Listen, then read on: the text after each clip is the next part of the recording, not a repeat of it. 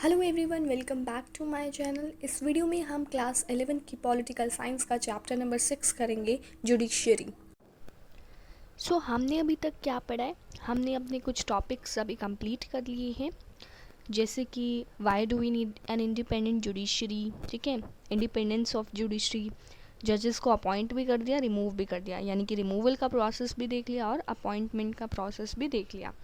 अब बारी आती है स्ट्रक्चर ऑफ द जुडिशरी, ठीक है। स्ट्रक्चर यानी कि एक तरह से ढांचा, ठीक है।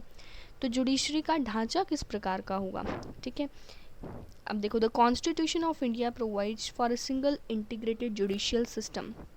हमारा जो इंडिया है, ठीक है, उसमें कॉन्स्टिट्यूशन क्या प्रोवाइड करता है? Single integrated judicial system. Single integrated judicial system, ये वर्ड आपको ध्यान रखना है। देखिए, इसका मतलब क्या होता है कि एक पूरा स्ट्रक्चर और वो वर्किंग में जुड़ा हुआ है, ठीक है, मतलब जो एक दूसरे से जुड़ा हुआ है, ठीक है, जो पूरा स्ट्रक्चर है और वो एक दूसरे से इंटीग्रेटेड है, यानी कि जुड़ा हुआ है। हमने अभी तक छोटी क्लासेस में भी देखा है, ठीक है। तो इस तरह से पिरामिडिकल स्ट्रक्चर होता है, ठीक है। यहाँ पर हमारा सुप्रीम कोर्ट, यहाँ पर हाई कोर्ट, ठीक है, मिडल में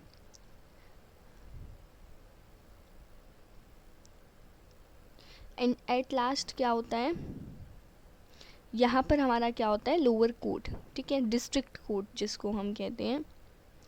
ये सारी चीज़ें हमने पढ़ी है, ठीक है, और ये पिरामिड की शेप में होता है। अब देखिए, this means that unlike some other federal countries in the world, India does not have separate state courts. अब सिंगल इंटीग्रेटेड जुडिशियल सिस्टम क्या रिप्रेजेंट करता है? इसका मतलब है कि दूसरी फेडरल कंट्रीज, जैसे यूएस एक फेडरल कंट्री है, तो उस फेडरल कंट्री से अलग इंडिया जो है उसके पास सेपरेट स्टेट कोर्ट्स हैं। अब आप कहोगे कि स्टेट कोर्ट्स में हाई कोर्ट तो है, तो फिर ये ऐसा क्यों लिखा है कि यहाँ पर सेपरेट कोर्ट्स नहीं होती? वो इसलिए लिखा है क्योंकि वो जो हाई कोर्ट्स होती हैं तो उस पर कंट्रोल जो होता है वो सुप्रीम कोर्ट का ही होता है, ठीक है। यानी कि सुप्रीम कोर्ट के अंडर हाई कोर्ट आती है, इसलिए हम ये नहीं कह सकते कि इंडिया के पास स्टेट कोर्ट्स में सेपरेट स्टेट कोर्ट्स हैं, ठीक है, स्टेट में सेपरेट स्टेट कोर्ट्स हैं। हालांकि इंडिया भी एक फेडरल कंट्री है, लेकिन इंडिया एक क्वासी फेडरल कंट्री है, ठीक है, मतलब थोड़ी सी टिल्टेड है। उसमें क्या है कि जो हमारा यूनिटरी गवर्नमेंट है, ठीक है, यूनाइटेड गवर्नमेंट है, तो उस पर ज़्यादा डिपेंडेंट होती है बाकी की स्टेट गवर्नमेंट, ठीक है। पूरी तरह से हमने इंडिया को फेडरल जो नेम है वो नहीं दिया है, क्वासी फेडरल फॉर्म इंडिया में है। The structure of the judiciary in India is pyramidical. अभी मैंने बताया कि पिरामिड की तरह होती है, जिसमें सबसे ऊपर state supreme court, then high court and then district court. Supreme court पूरी कंट्री पर कंट्रोल करती है, हाई कोर्ट स्टेट पर कंट्रोल करती है, हाँ, लेकिन पूरी तरह से कंट्रोल नहीं है, जैसा कि इस लाइन में दे दिया गया है। एंड थर्ड, डिस्ट्रिक्ट कोर्ट, जो कि लोअर लेवल तहसील लेवल पर कह सकते हैं, ठीक है। इसको अभी हम और भी डिटेल में पढ़ेंगे, ठीक है। High court below them and district and सब ऑर्डिनेट कोर्ट्स, ठीक है। अब डिस्ट्रिक्ट के नीचे भी सब ऑर्डिनेट कोर्ट्स होती हैं at the lowest level. See the diagram below. The lower court function under the direct superintendence of the high courts. अब इस डायग्राम को अच्छे से देखेंगे, ठीक है। देखिए, ये हमारा डायग्राम दे रखा है, तो इसमें हम लास्ट से स्टार्ट करते हैं, सबऑर्डिनेट कोर्ट से।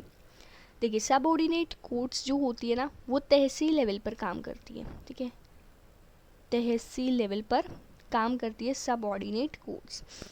Consider cases of civil. Civil यानी कि जो हमारे प्रॉपर्टी वगैरह से रिलेटेड जो भी केस हो जाते हैं। क्रिमिनल नेचर का मतलब है जो मर्डर वगैरह से रिलेटेड केस हैं, ठीक है, एट दी लोअर लेवल, ठीक है, लोकल लेवल, तहसील लेवल, ठीक है। ये हमारी सब ऑर्डिनेट कोर्ट्स हो जाती हैं। अब इससे ऊपर कौन सी कोर्ट आती है? इससे ऊपर हमारी कोर्ट आती है डिस्ट्रिक्ट कोर्ट, ठीक है। District court deals with cases arising in the district. जो डिस्ट्रिक्ट में जो भी केसेस होंगे उसको डिस्ट्रिक्ट कोर्ट देखेगी। Considers appeals on the decisions given by lower courts. अब इसका मतलब क्या है? इसके नीचे तो एक ही कोर्ट आती है ना, तो अगर यहाँ पर सब ऑर्डिनेट कोर्ट्स जो हैं, यहाँ पर मान लो इसने किसी इंसान पर चोरी का इल्ज़ाम लगाया और यहाँ पर प्रूव भी कर दिया गया कि उसने चोरी की है। अगर उस इंसान को लगता है कि उसने चोरी नहीं की है, मतलब तो वो क्या करेगा, डिस्ट्रिक्ट कोर्ट में जाएगा। फिर डिस्ट्रिक्ट कोर्ट आगे देखेगी कि क्या करना है। और अगर डिस्ट्रिक्ट कोर्ट को लगता है कि जो सबऑर्डिनेट कोर्ट है वो उससे डिस्ट्रिक्ट कोर्ट को कोई केस लेना है, ठीक है, मतलब डिस्ट्रिक्ट कोर्ट चाहती है कि वो इस केस को सॉल्व करे, तो वो केस वो ले सकती है। And decide cases involving serious criminal offences, जो भी क्रिमिनल केसेस होते हैं, ठीक है, उसके अकॉर्डिंग भी डिस्ट्रिक्ट कोर्ट जो है वो उनके केसेस को भी देखती है। अब डिस्ट्रिक्ट कोर्ट में दो चीज़ें ध्यान रखनी है, एक डिस्ट्रिक्ट कोर्ट डिस्ट्रिक्ट जज, एक होता है हमारा सेशन जज, ठीक है, सेशन जज या फिर सेशन कोर्ट्स। दोनों ही सेम चीज़ें होती हैं, मतलब डिस्ट्रिक्ट तो सेशन एक ही बात है, लेकिन फ़र्क इसमें वर्ड्स में फ़र्क क्यों आ गया, क्योंकि डिस्ट्रिक्ट कोर्ट हम जब कह देते हैं जब ये सिविल लेवल पर, ठीक है, जब जो सिविल मैटर से डील करती है, ठीक है, जब डिस्ट्रिक्ट कोर्ट सिविल मैटर से डील करती है तो हम उनको क्या कह देंगे, डिस्ट्रिक्ट कोर्ट्स कह देते हैं। और जब वो क्रिमिनल लेवल पर क्रिमिनल मैटर से डील करती है तब हम उसको क्या कह देते हैं, सेशन कोर्ट्स कह देते हैं, ठीक है। अब इससे ऊपर जो हमारी कोर्ट होती है, इससे ऊपर कौन सी कोर्ट है, high court. High court can hear appeals from lower courts, ये भी लोअर कोर्ट से अपील को हियर कर सकती है।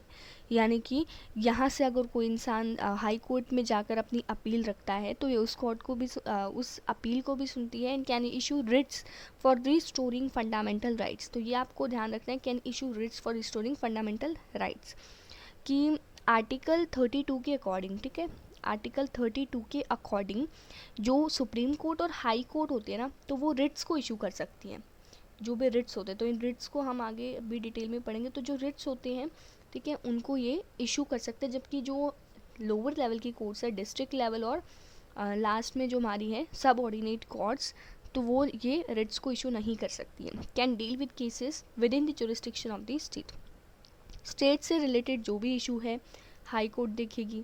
Exercises superintendence and control over courts below, ये जो नीचे वाली कोर्ट्स है ना, ये वाली कोर्ट है, ये वाली नीचे वाली जो कोर्ट्स है, तो इस पर ये कंट्रोल रखती है, अपना पूरा कंट्रोल रखती है, सुपर इंटेंडेंस, ठीक है, पूरा कंट्रोल रखती है, सुपरवाइज करती है एक तरीके से।